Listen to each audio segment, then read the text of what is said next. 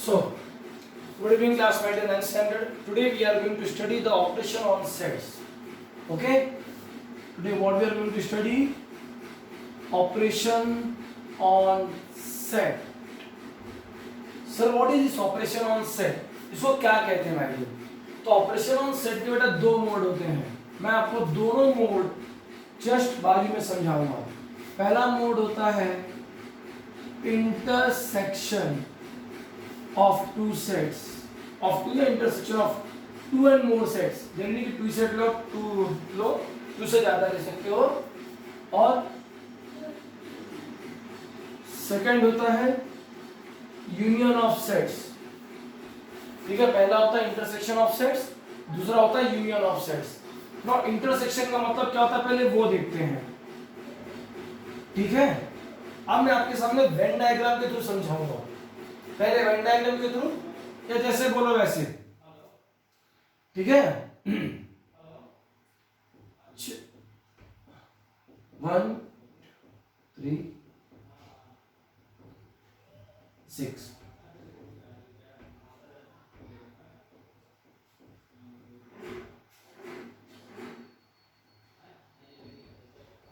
ठीक है, अब इंटरसेक्शन ऑफ सेट्स में आप देखो मेरे पास दो सेट है, सेट ए और बी. मैंने ए और बी लिखा. ठीक है, अब इसमें हम क्या देखेंगे कि इंटरसेक्शन सेट होता है, ध्यान से देखना. कभी भी आप उसको इस तरीके से उल्टा यू ये करते हैं. और इंटरसेक्शन सेट का मतलब होता है कॉमन. क्या होता है? कॉमन, जो दोनों में सेम हो. तो कौन कौन से में? 2 है, 4 है, 6 है. 2 4 6. ठीक है ना. तो इंटरसेक्शन ऑफ सेट का मतलब क्या होता है? कॉमन देखना. क्या देखना? कॉमन देखना. हम दोनों में कॉमन देखते हैं, जो दोनों में सेम एलिमेंट है उनको हम लिखते हैं, वो होता है इंटरसेक्शन ऑफ सेट. अब आगे बढ़ते हैं माय डियर. ठीक है, इंटरसेक्शन ऑफ सेट हो गया. क्लियर, समझा? जो एलिमेंट दोनों में सेम होता है उसको लिखते हैं माय डियर. अब इसके बाद इनका आता है रूल, प्रॉपर्टीज. सो प्रॉपर्टीज कैसे समझेंगे जरा वो देखते हैं. प्रॉपर्टीज समझने के लिए हमें थोड़ा हल्का सा दिमाग लगाना पड़ेगा. इसके तरफ मेरे साथ देखो जरा.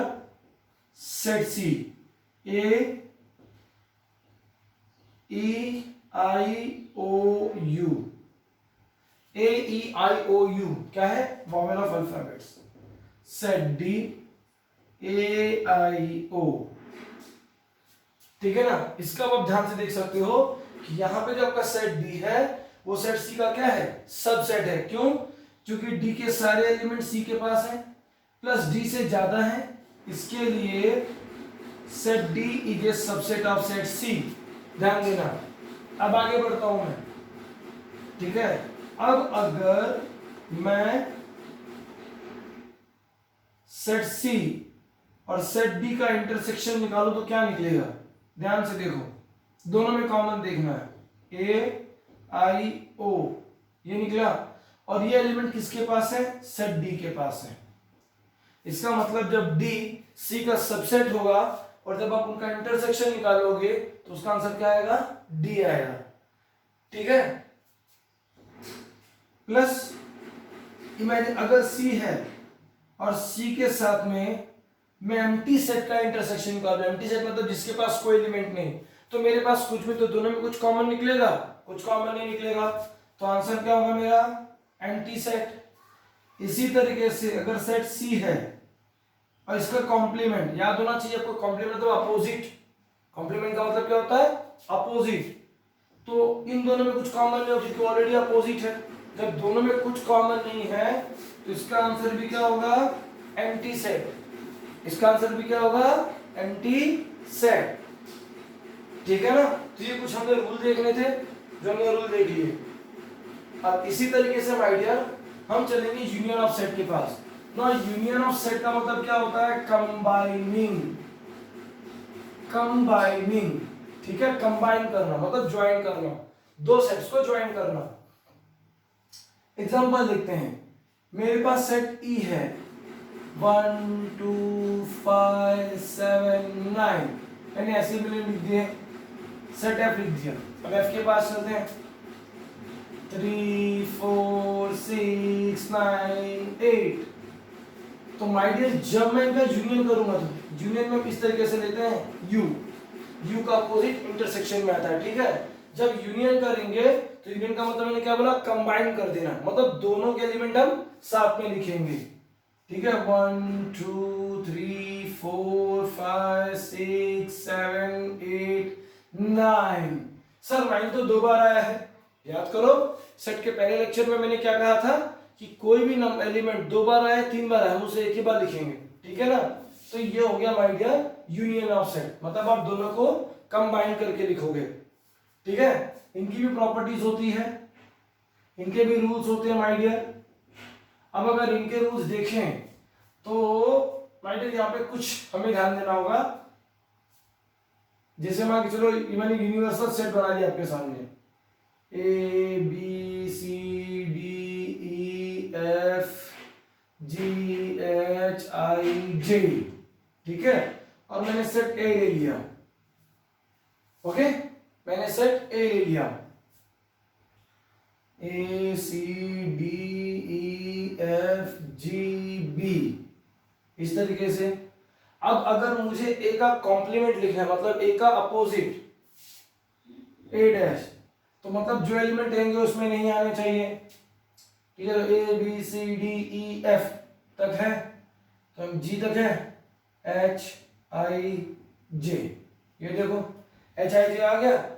अब अगर मैं ए और ए डैश का यूनियन करता हूं, ए और ए डैश का यूनियन करता हूं, क्या होगा, A B C D E F G H I J, मतलब जितने एलिमेंट यहाँ पे थे वो सारे एलिमेंट यहाँ पर आ गए। मतलब जब आप ए यूनियन ए डैश करोगे तो आंसर आ जाएगा यूनिवर्सल सेट। क्या आ जाएगा, यूनिवर्सल सेट, नंबर 1। नंबर 2, जब आप ए यूनियन एम्प्टी सेट करोगे, जैसे हमने यहाँ पे क्या किया था, सी इंटरसेक्शन एम्प्टी सेट किया, आंसर क्या आया, एम्प्टी। यहाँ पर ऐसा नहीं होगा, सीधी बात है, मैं और मेरा दोस्त है, हम 2 फ्रेंड हैं, मेरे जेब में 100 रुपए, उसके जेब में कुछ नहीं, हुआ एम्प्टी है। मगर हम कहीं जाएंगे, कोई पूछेगा आपके पास कितने रुपए, तो हम क्या बोलेंगे, 100 रुपीज, क्यों, मेरे पास है ना। उसी तरीके से ए यूनियन एम्प्टी सेट क्या हो जाएगा, ए यूनियन एम्प्टी सेट क्या हो जाएगा, ए। दूसरी चीज, अब अगर मैं किसी सेट में कहता हूं चलो B is a subset of A, अगर मैं कहता हूं D is a subset of A, then A union B क्या होगा, अगर B A का सबसेट है तो क्या होगा, A union B equals to A होगा, A union B equals to A होगा। सर A क्यों होगा, क्योंकि यूनियन कर रहे हो ना, कंबाइन कर रहे हो, और आप सबसेट का मतलब क्या बोलते हो, जितने एलिमेंट बी में हो ए में होंगे प्लस उससे ज्यादा होंगे। तो जब मैं दोनों को कंबाइन करूंगा तो मेरा आंसर ए ही आएगा, इसीलिए वो हो जाएगा ए, ठीक है। और जरा समोर, बट हमें खाली इतने देखने, ठीक है ना, इसका आगे हमें जाना है। इसके आगे बढ़ते हैं माय डियर। ये हो गया इंटरसेक्शन ऑफ सेट और यूनियन ऑफ सेट। इसके अलावा एक और होता है डिसजॉइंट सेट। हमारा डिसजॉइंट सेट जो होता है वो बिल्कुल दिखा देता हूं, आपको भी दिखा देता हूं। डिसजॉइंट सेट है और फिर number of elements of set, बस खाली इतना करके फिर हम अपने एक्सरसाइज के पास चलेंगे, ठीक है ना। इतना करने के बाद हम अपने एक्सरसाइज के पास जाएंगे, ठीक है।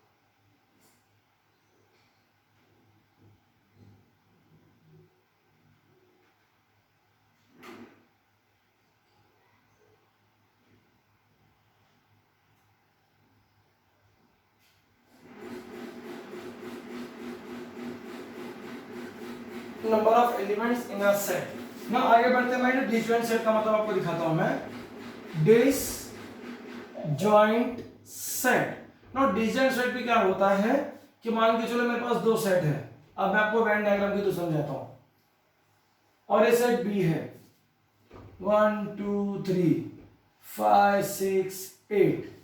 अब अगर मैं इनका इंटरसेक्शन करूं, अभी मैंने आपको इंटरसेक्शन का मतलब समझाया कॉमन, तो इन दोनों में क्या कॉमन है? कुछ कॉमन है नहीं, तो ये हो गया डिसजॉइंट सेट। ऐसे सेट को कहते हैं डिसजॉइंट सेट। और इसी के नीचे हम आते हैं number of elements in a set. इसका मतलब क्या होता है कि अगर मैंने आपका सेट ए लिख दिया और उसमें मैंने ए ई आई ओ यू इस तरीके से ले लिए, तो आपको नंबर काउंट करना है सेट के एलिमेंट्स के। 1 2 3 4 5 कितने एलिमेंट हैं?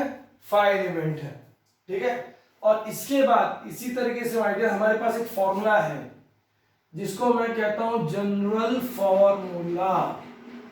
सर कैसा है ये? इसका मतलब ये है कि अगर हमने लिखा ए यूनियन बी, तो formula n of A plus n of B minus n of A intersection B, ठीक है। ये जनरल फॉर्मूला है आपके। जब आप दो सेट का यूनियन करते हो तो यूनियन करने के टाइम पे आप क्या क्या लिखते हो वो ध्यान देना है। आप element of A, element of B और जो इंटरसेक्शन में नंबर ऑफ एलिमेंट आएगा उनको माइनस कर देते हो बस, और आपका ये फॉर्मूला रेडी हो जाता है। अब हमने जो फॉर्मूला लिखा, जनरल फॉर्मूला ये किया, ये plus disjoint set plus number of elements in a set, ठीक है। ये सब टॉपिक हमारा बेसिक था।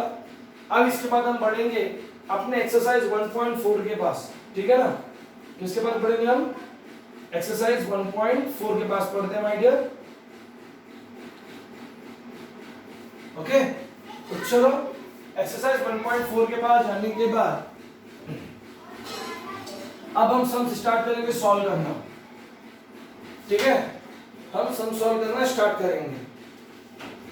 जैसे कि हमारा फर्स्ट क्वेश्चन है, ये हमारा एक्सरसाइज है, एक्सरसाइज 1.4 क्वेश्चन नंबर 1 मुझसे कहता है if n of A equal to 15, n of A union B equal to 29, n of A intersection b equal to 7, then n of b equal to question mark, n of b equal to question mark, ठीक है। Solution सबसे पहले लिखेंगे we know that, क्या? n of a union b equals to n of a plus n of b minus n of a intersection b, ठीक है। अब आ जाए एन ऑफ ए, कितना है हमारे पास एन ऑफ ए, और ए यूनियन बी कितना है 29, ये कितना है 15, एन ऑफ बी मुझे ढूंढना है, और ये कितना है 7, सो 29 ना 15 में सब 7 माइनस करो कितना हो जाएगा 8, एन ऑफ बी। अब आपका प्लस 8 इस साइड क्या हो जाएगा माइनस 8, तो यहां पर क्या बचेगा n of B. So 29 minus 8, therefore n of b equals to 21। ये लो, इस तरीके से हमारे हमें सम सॉल्व करने हैं, ये करने हैं। और फिर मेरे बच्चों आपको मैं जो सम्स कर रहा हूँ, ठीक है, उसके बाद आपको खुद से भी कुछ प्रॉब्लम सेट के सम सॉल्व करने हैं, ठीक है ना।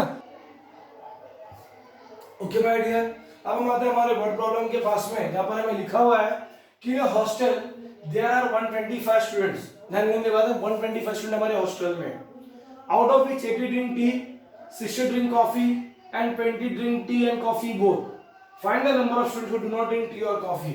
तो स्टार्ट करते हैं सॉल्यूशन के पास में। लेट, ठीक है, ध्यान देना माय डियर, टोटल नंबर कितना दिया है, टोटल नंबर ऑफ स्टूडेंट्स 125, ठीक है। Let A be the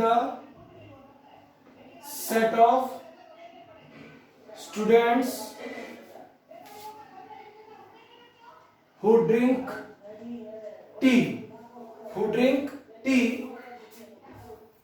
that is n of A, मतलब जो सिर्फ टी पीते हैं। कितने स्टूडेंट है 80। Next, let B be the set of students who drink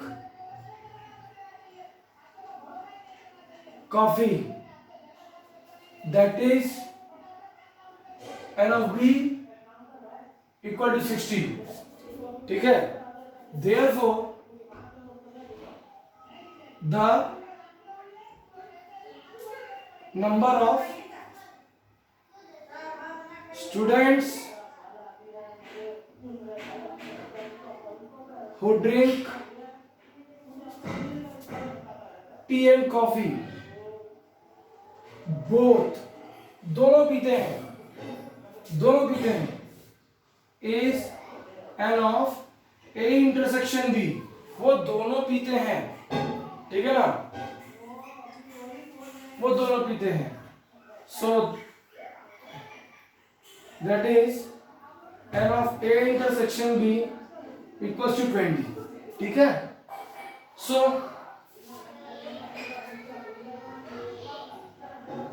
the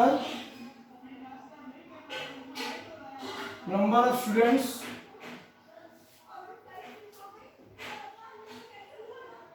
who drink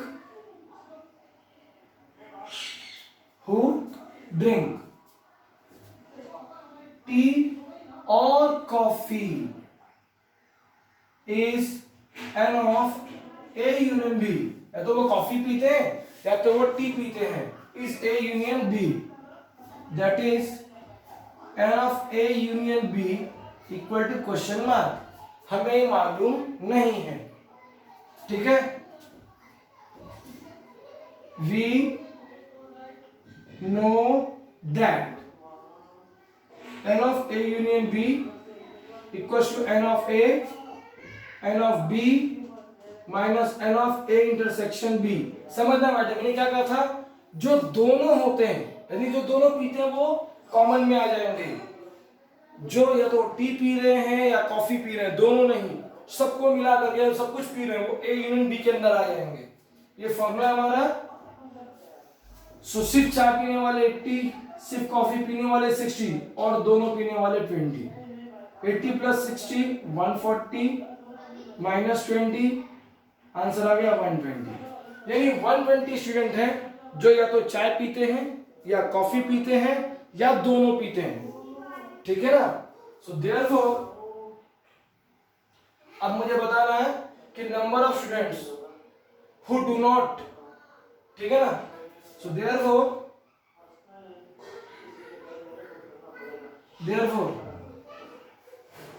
the number of students who do not drink tea or coffee is, total कितने बच्चे थे 125, ठीक है. 125 में से 120 बच्चे ऐसे हैं जो या तो चाय पीते हैं या तो कॉफी पीते हैं, ठीक है. तो माइनस कर दो 120, आपका आंसर आ गया 5 स्टूडेंट्स, ठीक है. तो आपके स्कूल में 5 स्टूडेंट ऐसे हैं, ओनली 5 स्टूडेंट जो ना तो चाय पीते हैं ना कॉफी पीते हैं, ठीक है. ध्यान से देखिएगा सम को, अगर आपको कोई डाउट हो तो मुझे बताइएगा फिर.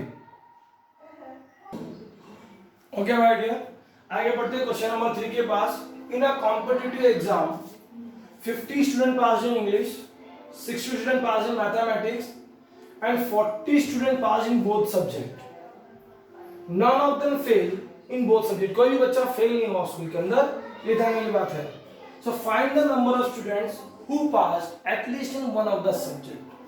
So ये सम बिल्कुल पिछले सम के जैसे मैंने कहा ना, वर्ड प्रॉब्लम में खास बात ये होती है कि सम एक दूसरे से रिलेटेड रहते हैं. मेन इंपॉर्टेंट है कि वहां पर हमारा दिमाग चलना चाहिए, ठीक है ना.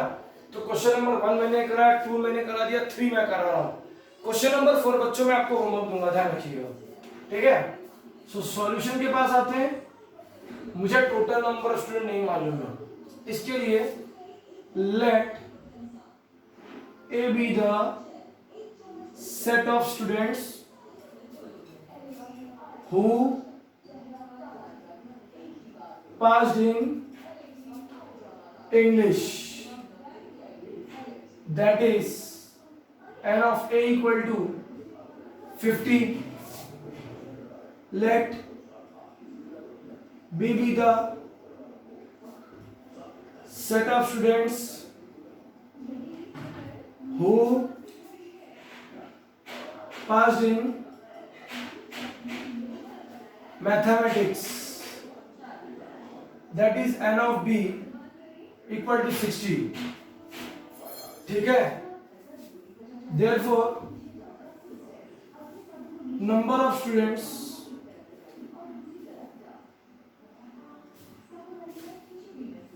who passed in both subjects, जो दोनों सब्जेक्ट में पास हुए, यानी हम ढूंढ रहे हैं कॉमन जो दोनों में पास है, ठीक है, is n of a intersection b, that is n of a intersection b equal to 40, क्योंकि 40 स्टूडेंट ऐसे हैं जो दोनों में पास हैं, बट खास बात क्या कोई बच्चा फेल नहीं हुआ, इसलिए मुझे क्या ढूंढना है, मुझे ढूंढना है number of students who passed at least in one of the subject,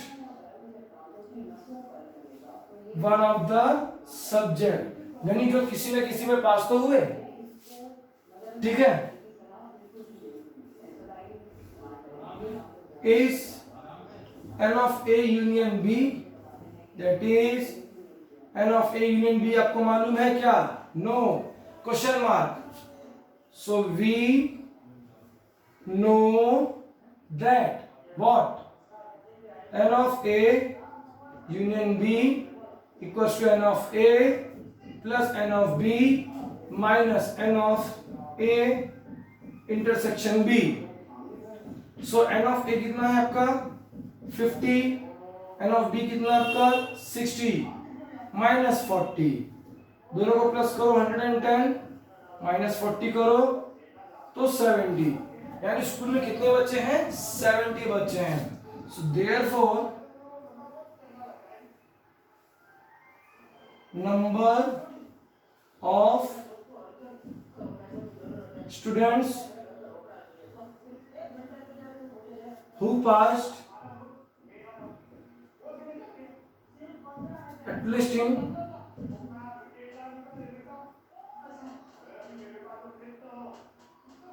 one of the subject is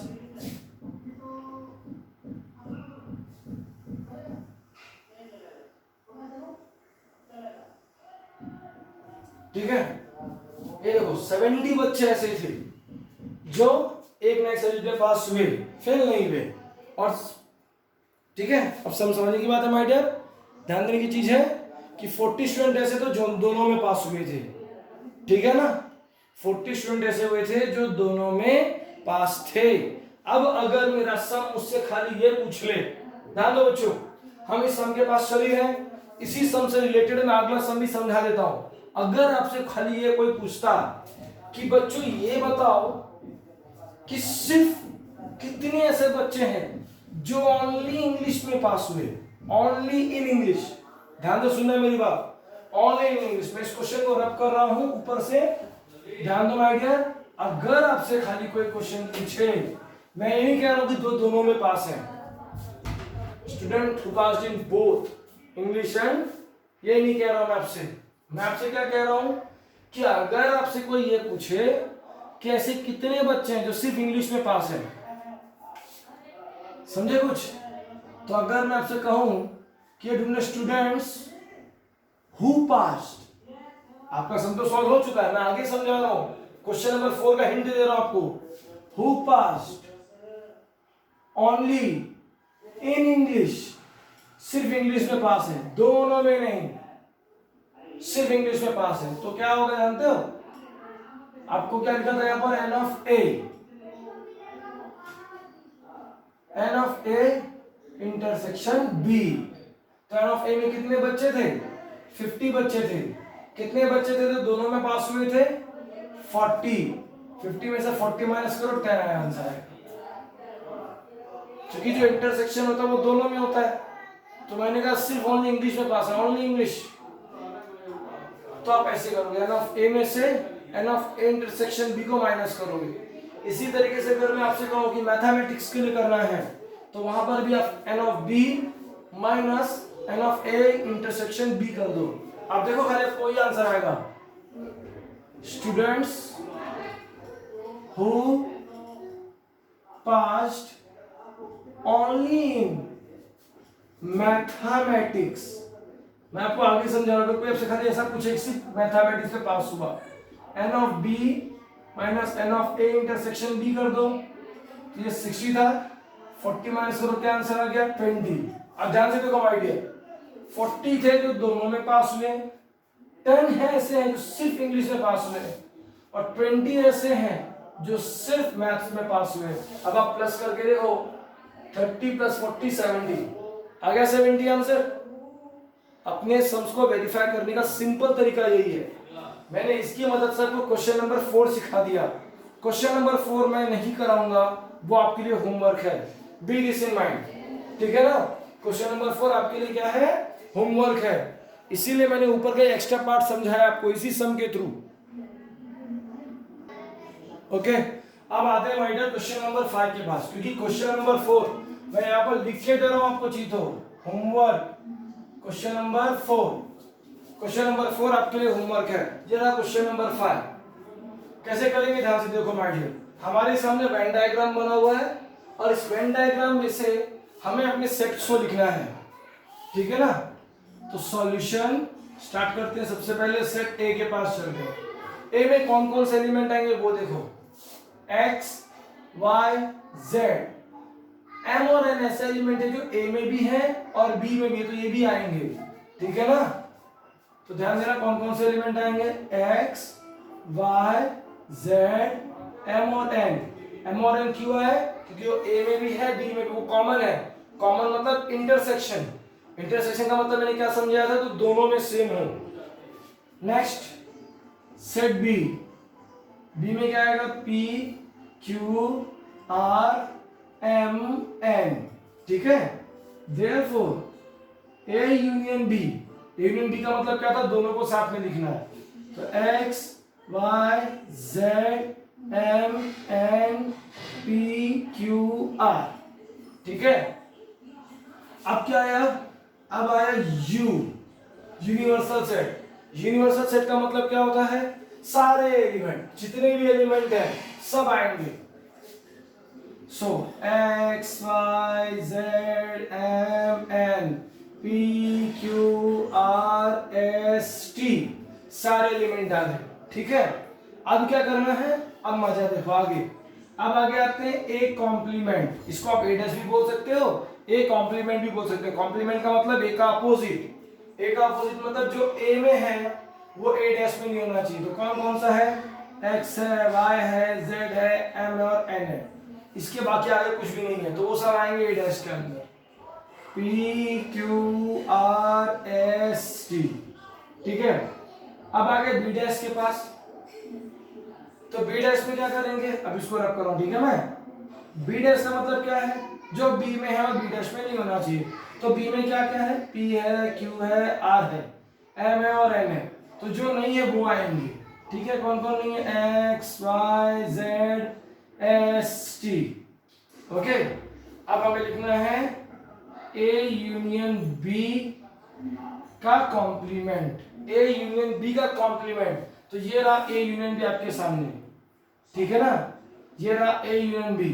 अब a यूनियन b में कौन कौन से element, x y z m n p q r। इनको छोड़ के जो एलिमेंट बचेगा उसको लिखना है। सब यूनिवर्सल सेट से ही कंपेयर करना, ध्यान रखना। जो ए में है वो ए डैश में नहीं होना चाहिए, जो बी में है वो बी डैश में नहीं है। तो कैसे देखेंगे, कहां से देखेंगे, यूनिवर्सल सेट से देखेंगे, ठीक है। ए यूनियन बी, जो ए यूनियन बी में है वो इसमें नहीं होना चाहिए। तो कौन है वो, एस और टी एलिमेंट्स, एस और टी, ठीक है। तो बच्चों इस तरीके से आपका प्रैक्टिस सेट 1.4 कंप्लीट हुआ। अब आपके लिए सिंपल सा होमवर्क दे रहा हूं मैं। आपके लिए होमवर्क ये है कि आपको एक्सेल क्वेश्चन नंबर 4 सॉल्व करना है और इसका प्रॉब्लम सेट आपको सॉल्व करना है, प्रॉब्लम सेट 1। और इसमें आपको जो सम ना आए वो मुझे आप जरूर बताइएगा। I will help you to solve the sum. Okay, thank you for watching my videos my dear. और एक रिक्वेस्ट है, आप ज्यादा से ज्यादा इसको शेयर कीजिए और सब्सक्राइब कीजिए। Thank you my dear for watching my videos.